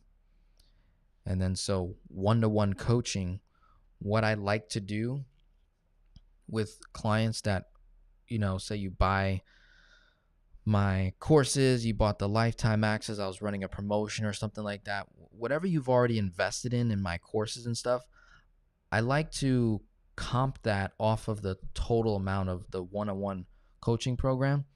I like to, I offer it. Some people don't care. They're like, nah, man, I want to pay you what you're worth. I'm like, great. Thank you very much. I appreciate that. So I know for certain situations, certain people's numbers and your mindset, people operate a little bit differently, and you're trying to maximize and every dollar that you invest in yourself. So I'll make little exceptions here and there. Try to work with people, I'm at that point where it's like, if you want to work, I'm willing to work, right? And if you're in a situation, I'm willing to create some type of mutual beneficial relationship where it makes sense. Is it necessary for me to transfer it to her? Ownership of the policy? Is that what you mean? So as I started her policy, but now she's talking about how I can transfer it to her. She wants her own policy, but I tell her to just take over. Is it necessary for me to transfer it to her? How do I? I'm on my phone and don't see a button. So you're the policy owner. She's the insured. And you're also the policy holder, I think. If you wanted to transfer ownership to her, then that would, you'd have to call whoever helped you with your policy. If it was IBC, give them a call and you just say, I want to transfer ownership to her. There's a taxable event that will occur when you do that. And so they'll break down the cost and the details, what that can potentially look like. Okay. Funding, how do I like it? The video, there's a little thumbs up button. You just click it till it turns blue, and that'll signify that you did it. And I think you did do it because there's 49 likes and there's 49 people in the house. So we're good. You're good. Thanks for the hoodie. You received it today in the mail. Yes, for those who don't know, we've got the Finance Geek shop open. Okay, the Finance Geek store is open. It's live. Let me pull that up. Have you guys check it out. It's right on my website, denzelrodriguez.com. Then you go to resources, and you'll see the Finance Geek store. I'm having trouble connecting my Shopify store to my YouTube account. It's a bit of an annoyance, but my buddy Alex is working on that. He's helping me with that. So that's the link there. Share the screen. Here's what the site looks like. And if I'm not mistaken, let me go to all products here. I think the person that just said thank you for the hoodie, I think they bought this one. Run the numbers, man. Or know your numbers. I'm building a financial clothing brand that really sparks conversation when you're out and about, right? Got to know your numbers. It's important. So you guys can check that out. Quick review of that. Let's see. Okay, I see some more questions coming in. Okay. Right. Okay. Yeah, you bought the course. So yeah, I like to, just discount that off of my total coaching. And then if there's a payment plan you want to go on, we can discuss that. Okay. Hello, Ander. How you doing? Hello. Bright Star is the name of the bank that I bank with here in South Florida. That's cool. Okay. Yep. Know your numbers. Yep. Been sharing your vids with my husband. Awesome. So cool. You like it? Yeah. Good stuff. Okay, let's see. What else can I share with you guys as we're closing out? And by the way, you got more questions. Now's the time, right? If you have to go, we're done, right? This is the Q&A portion. This is your time. I'm here answering whatever you got going on. We've already finished the case study, so that's why where people, dip out. They're like, gotcha.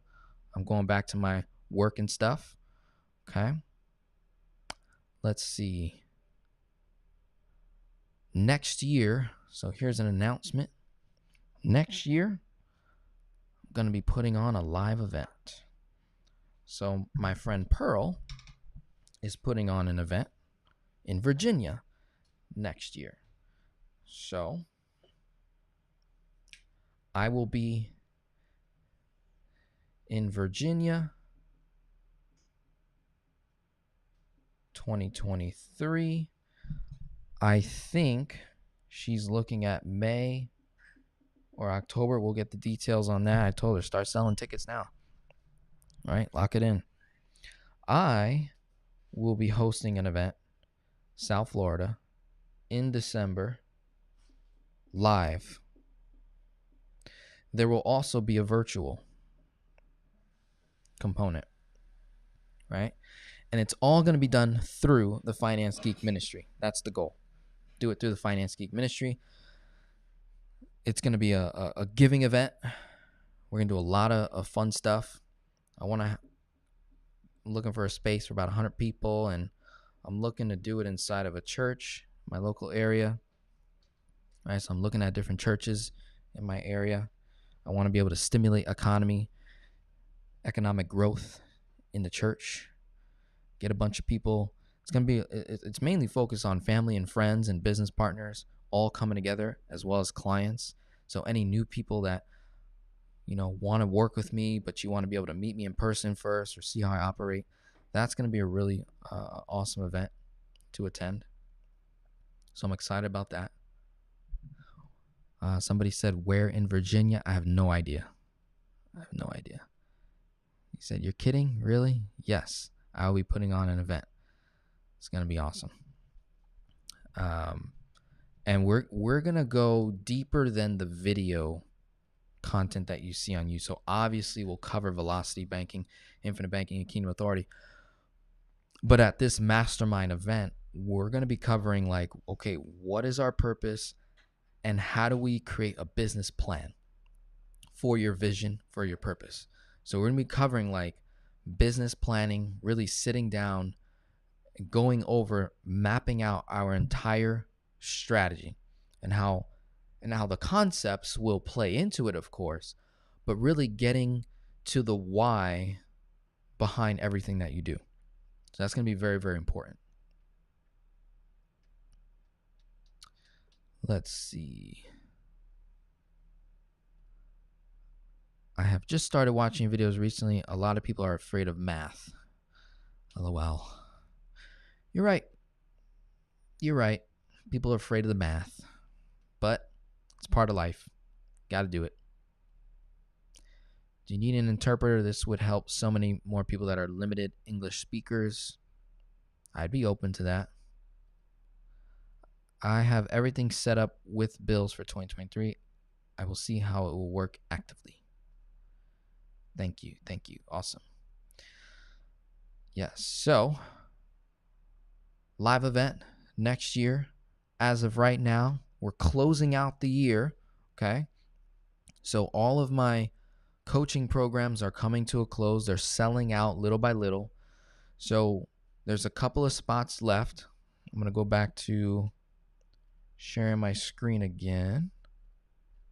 Give you guys some insight of the financial coaching services that I do provide. All right, so you guys get a little analysis of that because I know some of you are new and you're just checking me out the first time. Just showing you how I operate here. All right, full transparency. These are my pricing. This is everything that I've got going on right now. I have a few spots left in the Velocity Banking Bundle. Okay, the Velocity Banking Bundle is lifetime financial coaching. I said 7 years on it, right? Like right here, it says 7-year coaching. Let me click on that real quick. So all the details are here in terms of what you get. And then I have more details, if you have any other additional questions, you're like, what else do I get with it? But essentially, I'm giving lifetime access to all the courses that I got going on, my private community. It's all the different forms of accountability is covered in this program, and it's all priced together. And then that's the payment plan off to the side. And then if that payment plan don't work, then we can discuss something else potentially if it makes sense. This right here is just coaching. Just coaching, right? So if somebody was to click on this, let's say you just want coaching, you're like, Denzel, I'm not interested in courses and private community and network. I'm not interested in any of that. I just want your one-on-one time, one-to-one, and I want to, work privately with you. I don't want to be on camera, right? Just want to work with you one-to-one. Great. Boom. Here would be the program that would be ideal for you.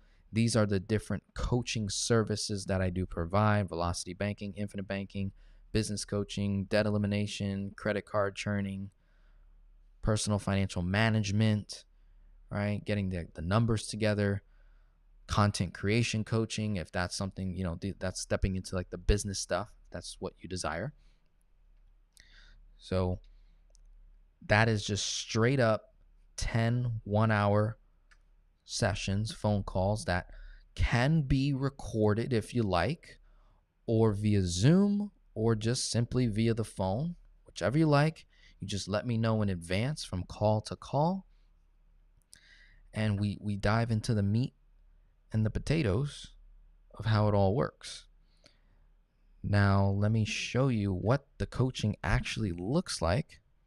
So I'm like really pumped up of how Kajabi is the platform that I use. And they rolled out coaching recently.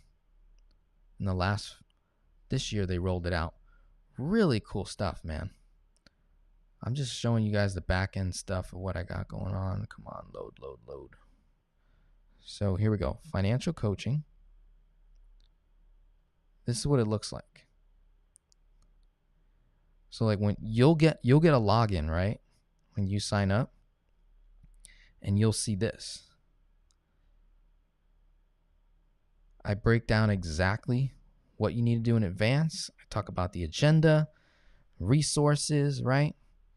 When we jump on a call together, I'm taking notes, but you also have the ability to take notes and upload things and upload bank statements, documents, spreadsheets, whatever. You can upload stuff. I can also record the call, store it in there. It's really cool. And so from call to call, right, we'll have action steps. Everything gets documented and recorded so that there's no confusion. Very, very clean. Very clean. So that is what you receive when you sign up for just coaching, right? It's just 10 straight phone calls. They don't expire. One could say, all right, I'm going to book one call every 2-3 months, something like that, right? Or you might have 4 or 5 phone calls within 3-4 months. So it's coaching based on what you need when you need it, right? Full transparency. So that is on my website. And then this right here is the most affordable way to acquire coaching. In fact, that's a lie. That's not the most affordable way. I have something else, right? So this is the next lowest tier option, which is my Velocity Banking Manifesto program. This is what it looks like. We go to courses. Kajabi has an app that you can download on your phone, and so you can watch me on the go. But this is what it looks like, full transparency. There are 311 lessons, okay? 311 lessons. There are probably 28 different categories. So this is a monster course. A monster course. It's the manifesto. It's my life's work over the last 4 years. Takes you from A to Z on personal financial management, financial concepts, strategies, what to do when this, what to do when that, how to not do this, how to not do that, how to do this. It's the who, what, when, where, why, how of everything regarding your personal finances as it relates to Debt Snowball, Debt Avalanche, Velocity Banking, Infinite Banking, Kingdom Authority, budgeting, all of the things, right? So in addition to it being an evergreen type of a course, I upload more and more material to it, right? It just goes on and on, right? Bunch of different recommended credit unions and banks in the different states that I've covered, Velocity Banking with a credit card, Velocity Banking breakdown, Velocity Banking scenarios. It just goes on. And I just keep adding to it. All-in-one loan, first lien HELOC, Debt Snowball versus Debt Snowball 2.0. And that's really just like giving it a different name. You know, it's like there's traditional Debt Snowball, then there's Velocity Banking and Debt Snowball put together. So it's 2.0. These are all the, private classes that I've done over the years, going all the way back to like 2019, right? Kingdom stuff. We got Kingdom training. These are live case studies with people's like on camera and everything. Okay. Velocity Banking for young people, right? Your kids, infinite banking concept, right? Transitioning. It just goes on and on. Like you're going to be in here for a while. And so the intent is that as you go through the course and as you watch the videos, right? And you get results, the next thing that happens, so let's say you're paying the $47 a month because that's what it costs. You get invited to this accountability group here, right? And inside of the accountability group, there's this post right here called Performance-Based Coaching Guidelines. And it's literally a strategy on how to get free coaching from me, right? And it's saying that, hey, if you're willing to do the work, if you're willing to watch these videos, do all the pregame work, do the action steps, get your numbers in line, send me your numbers, send me your questions, your goals, your desires, your dreams, right? If you give me all of that data in advance, plus I log into my account and I'm able to see your progress and see what you've been doing. And I can see, okay, yeah, it looks like Vanessa completed all 10 of the categories here. Boom. So then she'll reach out to me and say, okay, I'm ready for my 1 hour session, right? So she paid $47 a month. And then let's say she gets through 10 sections in the next 2 months. So she only paid under $100, and then she gets a 1 hour session valued at $247 an hour. So she gets that for free, right? And this is ideal for people, the single moms, the moms that I target, and people making 30, 40, 50K a year. You can afford $47 a month, right? And it's working your way up. Then you get to a point where it's like, all right, got my numbers in line. I'm ready to run my numbers. I'm ready to run it by Denzel. Cool. So that is a powerful stuff. And so that is very, very affordable. And then the free, completely free. This is new. Finance Geek Ministry. right? This is a strategy for those of you zero cash flow, low cash flow, $100, $50 a month, or negative cash flow, low income, tough financial situation. You sign up for the Finance Geek Ministry, you get plugged in to the accountability group, you get plugged into the community, you get plugged into the private Zoom calls that I host on a monthly basis, right? You're going to learn about the ministry, you're going to learn about the church that I'm growing. And then, if you're willing to exchange your social currency, likes, subscribes, follows, comments, shares, testimonies, right? Google review, 5 stars, hopefully, based on my customer service, you'd be, totally honest. I exchange my time for social currency on here, completely free. So it's like, if you're willing to do the work, I'm willing to work with you. That's simple. So it removes all the excuse. It removes so much excuses that a lot of people have, And so I want to make it as transparent, honest, straightforward as possible. You make your decision from there. So let's see. I did see more questions come in. Well done as usual. Thank you for your service to the community. Thank you very much. It's an honor. That's great. I'm interested in speaking with you later on. What is your current contact number? Also, with infinite banking, do you have to qualify for the life insurance? I'm assuming that's your question. Yes, you do have to qualify for it. In regards to speaking with me, I just gave you all the options. You can hire me, consulting, right? Coaching, boom. Reach out to me directly. We'll have a conversation.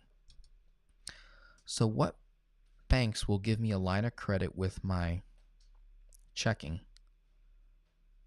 Question mark. Is there a charge?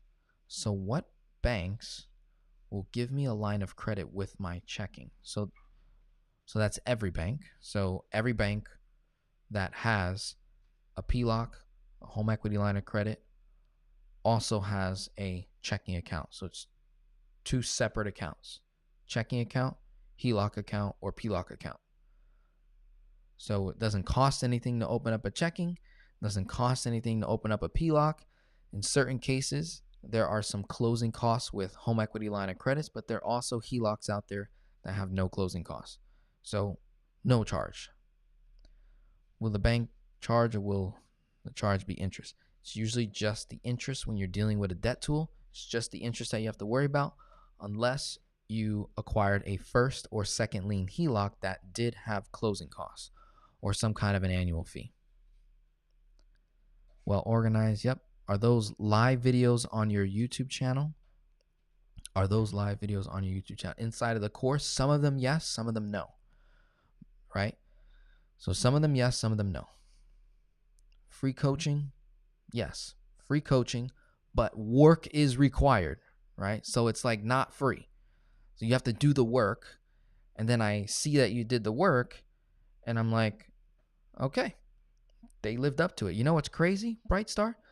90% of the people that are actually struggling financially that reach out to me saying that they want my help, and if I should call, and then they're like, please call me, here's my number, and my wife left me and my husband left me and this person died and this happened and I'm in trauma and I'm this and I'm that, and they're crying out for help, and I'm like, thank you for reaching out.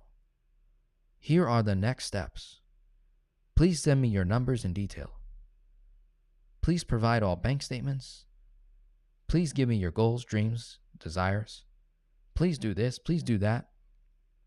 Once you have completed these tasks, we will set up a phone call, 1 hour, 45 minutes, 30 minutes, to discuss your next best moves. I do that, I hear crickets. I'm like, wait a minute, they were just crying out for help. They were crying mercy. What the heck's going on? Then I do a follow-up email 3 months later because I didn't hear anything from them. So I follow up again 2 months, 3 months, 4 months, checking in. How are you doing? Oh my God, I need help. I need help, right? And by this time, it's a different email thread. So they forgot about that, right? Because they went down into their emails. They didn't see it or whatever. Yes, I need help. Please, can you help me? Yes, please, can you help me? Here are the steps to take. Please send me your numbers and details. Please send me all your goals, dreams, and desires. Please give me the full scope of your financial situation, bank statements, income, everything that you have going on. Please like my video here, subscribe, comment, share with 2 people that you know. Please provide a testimony as to the content that you've seen so far. Please watch this playlist and this playlist to get your line of credit, to build your credit up. Please reach out to Brittany here. Do these steps and I will be happy to have a phone call with you. Crickets. All right. 3 months go by. They reach out again. It's like, I'm like, what do you want me to do? All right. You want me to call you so that you tell me your life story, but we get nothing done because you haven't done any of the work. And so I wasted 30 minutes. I wasted 30 minutes of your time. I wasted an hour of your time. Talk to your pastor when it comes to the emotional stuff. Talk to your pastor. Over here, we're getting results. We're doing numbers. We're running the numbers. Then I want to get to know you because I feel like I did something for you. Like I didn't just listen to your trauma. Like, that's what a therapist is for. That's what different coaching is for, right? You go to a therapist for that. You go to your pastor for that, right? You go to a priest for that, right? You go to a mentor for that, a guidance counselor of some sort for that. When it comes to money, we must know the numeros, the numbers. Got to know it. There's no exception. Have to know the numbers. Okay? And very, very important, guys. Very important. I don't have your phone number. Nobody has my phone number. There's a reason for that because I'm very, very busy. Do you have to qualify with your income tax form is what I meant. So yes, I didn't have to submit any like tax information because the insurance companies, they get your social security, they ask for what you do for work, and they ask for how much you make. So you provide that details to them. The insurance companies are looking at your health, age, and finances. Those are the 3 determining factors to qualify. So health, age, and finances. Let's say you make plenty of money, but you're 70 years old and you have a certain issue in your health that disqualifies you. So you had one of the 3, you know? Or let's say you're 20 years old, you have a job, good health, but you want to dump $100,000 into a policy and you're only making $10 an hour. No, it's not going to happen, right? So it's all of the 3 that they're looking at. And then to take action on that side, for you that just commented that, on my website, denzelrodriguez.com, you click on the IBC tab, and that starts your journey with putting together a policy in place, figuring out, okay, what do we need to do? How much do we want to fund? How do we qualify? They present to you. You get a whole team backing you up, including myself. And that really, really helps you determine whether or not you're ready, right? So full transparency the whole way through. Mark says, thanks, Denzel. The money is there. I just need to learn more about the ins and outs of using the policy. Gotcha. So we don't have a policy yet. And you've got the money sitting off to the side. Yeah, definitely spending time just going over the material that I've already produced so that you can see a case study that resonates with your numbers as well. And then maybe setting up a phone call, talking to IBC. They present everything very, very clearly. I recommend them all the time. That'll get you focused. If that's your priority right now, that's what you're focusing your time on.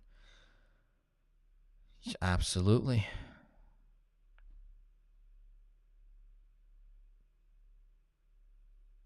Ah, I like that. I like that. Very good. Very good. I see your growth. Awesome, awesome, awesome. Okay. Anything else? 10 more seconds, 15 more seconds. Last final questions. We're going to close it out here. We're past the 2-hour mark. I'm going to wrap it up. Wait a couple more seconds here. Have you guys look at the board one last time. Know your numbers. Know your numbers. Run the numbers. And let's have some fun. This is fun.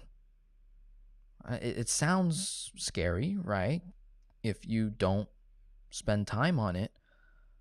But if you make it fun, guys, this is cool. Being able to just turn on my YouTube and go live and put all these numbers on a whiteboard and talk about it, and then be a witness to it. Like 1 year from now, I can witness this client, this person actually doing this stuff and probably doing it better than what I illustrated. I love it. That is fun. Okay, I see no other questions. Goodbye. Okay, thank you as always. Lovely. All right, beautiful. We're done. That's it. That's all she wrote. Have a wonderful day. God bless. And we'll be talking soon. I think I will do one more live stream before we close the year out, right? And then we'll get into, I'll probably do a couple more private sessions via Zoom. To be a part of that, just jump on the email newsletter, and I host some private Zoom meetings where I can see your faces and see exactly who's talking. And that is a lot of fun as well. And then we close out the year and start the new year, and we have some fun, okay?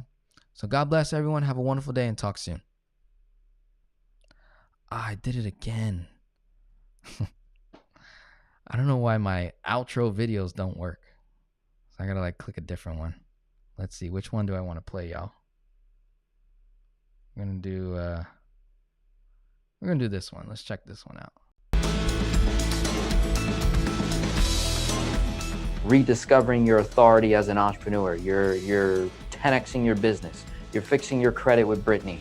You're doing marketing with Alex. You're learning how to become a public speaker with Alexa. Being able to bring all these people together and say, hey, who needs this? Who needs that? Who needs this? You know, talking to, I don't know, hundreds of thousands of people over the last 10 years. I've worked with probably like 200 clients in maybe 25 different industries. And we'll continue to grow over time. I just want to radically shift how people respond to how they give and how they receive.